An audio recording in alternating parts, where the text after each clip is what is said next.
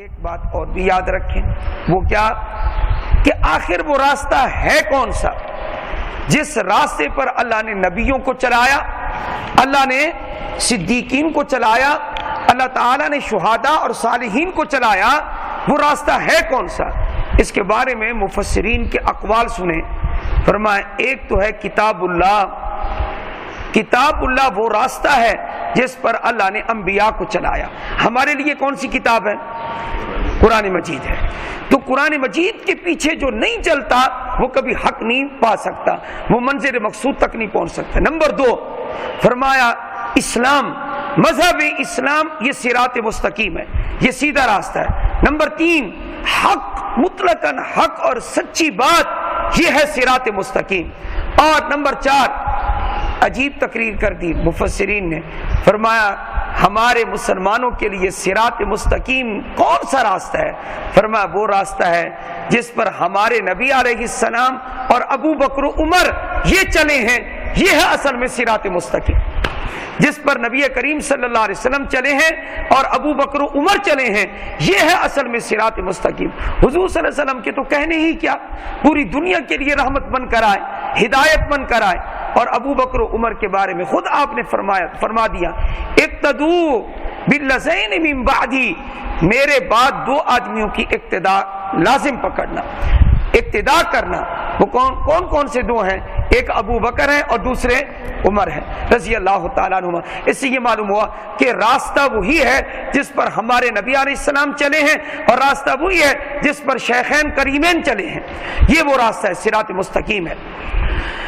اب ایک بات اور بھی ہے، وہ یہ ہے کہ اللہ تعالیٰ نے یہاں یہ نہیں کہا کہ یوں کہو اے اللہ ہمیں سیدھے راستے پر چلا۔ سیدھا راستہ کون سا؟ جو قرآن مجید ہے، یہ اس راستے پہ چلا۔ اللہ نے یہ نہیں کہا، اللہ نے کہا ہے کہ ان لوگوں کا راستہ جن پر تو نے انعام کیا۔ یہ ذرا غور کرنے کی بات ہے۔ علماء لکھتے ہیں کہ ہدایت کے لیے دو چیزوں کی ضرورت ہے۔ نمبر ایک ہے کتاب اللہ، قرآن مجید، اس کے بغیر ہدایت نہیں مل سکتی۔ نمبر دو رجال اللہ، اللہ کے وہ بندے جو قرآن کریم کو سمجھائیں اور اس پر عمل کر کے دکھائیں۔ تو فرمایا ان دو کو ملا کر ہدایت مل سکتی ہے، اگر ایک کو لیں گے دوسرے کو چھوڑیں گے تو ہدایت نہیں مل سکتی۔ بہت سارے لوگ گمراہ ہو گئے ہیں جنہوں نے قرآن کریم کا مطالعہ کیا اپنے دماغ کے مطابق، ایسے بھٹکے ڈاواڈول ہو گئے، ان کو سمجھانے والے کوئی نہیں تھے، علماء سے نہیں پڑھا تھا۔ جی ڈاکٹر اسرار احمد نے اتنی مرتبہ علامہ بنوری سے جا کر پڑھا ہے کہ خود کہتے ہیں میں نے علامہ بنوری سے پڑھا ہے۔ ایک عالم دین سے اگر فیض حاصل نہ کرتے تو آج ان کی باتوں میں وہ اثر نہ ہوتا۔ تو میں آپ کو یہ عرض کر رہا ہوں کتنے علماء سے استفادہ کیا ہے، تو کس چیز کی ضرورت ہے؟ کتاب اللہ کی بھی ضرورت ہے اور رجال اللہ کی بھی کیا ہے ضرورت ہے۔ ان دو کے بغیر اگر کوئی آدمی خود کہے میاں میں مطالعہ کر کے آیا ہوں، جب ہم سنتے ہیں نا کوئی یہ کہتا ہے میں نے مطالعہ کیا، تفسیر میں میں نے پڑھا، میں نے ترجمے میں پڑھا ہے، مجھے فوراً ہنسی آ جاتی ہے۔ اب یہ اپنی سوچ کے مطابق مجھے بات کہے گا، ہمیں فوراً جو ہے ہنسی آ جاتی ہے، ماشاءاللہ اب یہ دماغ لے کر آ گیا، نہ صرف آتی ہے نہ نحو آتی ہے، اور نہ ہی ادب عربی سے کوئی مناسبت ہے۔ وہ علوم، وہ فنون جن کی از حد ضرورت ہے قرآن کریم سمجھنے کے لیے، ان سے تو یہ زبر زیر سے واقف نہیں ہے، اور کہتے ہیں کہ میں خود مطالعہ کر کے آیا ہوں، میں خود پڑھ کے آیا بیٹھا ہوں، میں خود سمجھ کے آیا بیٹھا ہوں، مجھے یہ فوراً سنتے ہی اندر سے ہنسی آ جاتی ہے۔ پھر میں دل رکھنے کے لیے پوچھ لیتا ہوں جی جناب فرمائیں آپ کیا سمجھ کے آئے بیٹھے ہیں، آپ کیا سوچ کے آئے بیٹھے ہیں، ذرا ارشاد تو فرمائیں۔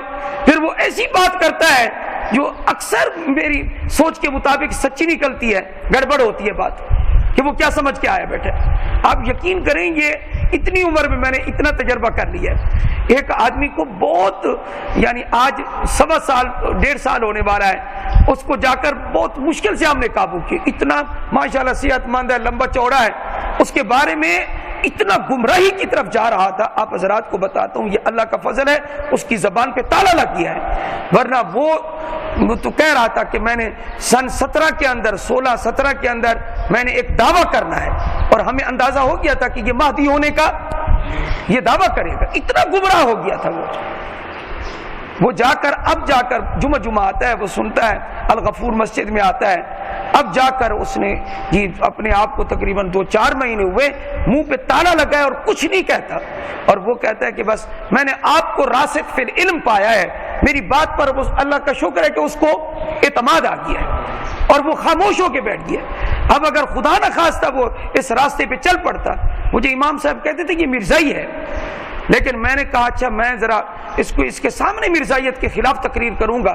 ایک جمعہ میں نے ختم نبوت پر تقریر کی زوردار کہ نبی کریم صلی اللہ علیہ وسلم کی نبوت کے بعد جو بھی نبوت کا دعویٰ کرے وہ دجال ہے، وہ کذاب ہے.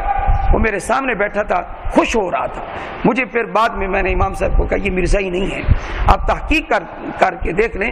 مرزائی ہوتا تو فوراً یہ مجھ سے لڑتا، یا کم از کم بعد میں آ کر مجھ سے بحث کرتا. یہ مرزائی ہاں نہیں ہے یہ. لیکن مجھے خطرہ تھا کہ یہ کہیں یہ جو کہہ رہا تھا کہ میں نے ایک دعویٰ کرنا ہے، کہیں یہ مہدی ہونے کا دعویٰ ہی نہ کر دیتا. تو اس لیے میرے بھائیوں دونوں چیزوں کی ضرورت ہے. کس کی ضرورت ہے؟ کتاب اللہ کی بھی ضرورت ہے اور رجال اللہ کی بھی ضرورت ہے. ان کے پاس بیٹھنے کی بھی ضرورت ہے، پڑھنے کی بھی ضرورت ہے، سمجھنے کی بھی ضرورت ہے.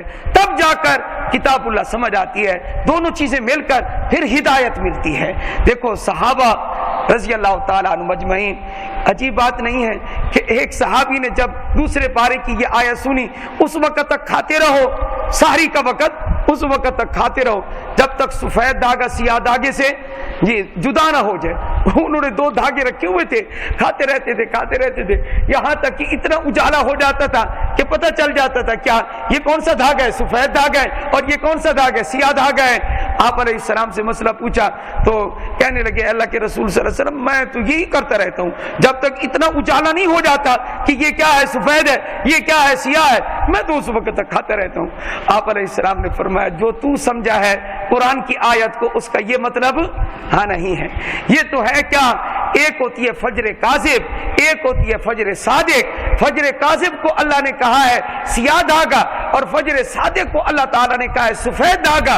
تو سیاہ اور سفید یہ فجر کاذب اور فجر صادق ہے، یہ تیرے دھاگے نہیں ہیں جو تو نے دھاگے سمجھ لی ہیں. حالانکہ وہ عربی صاحب لسان تھا، عربی تھا.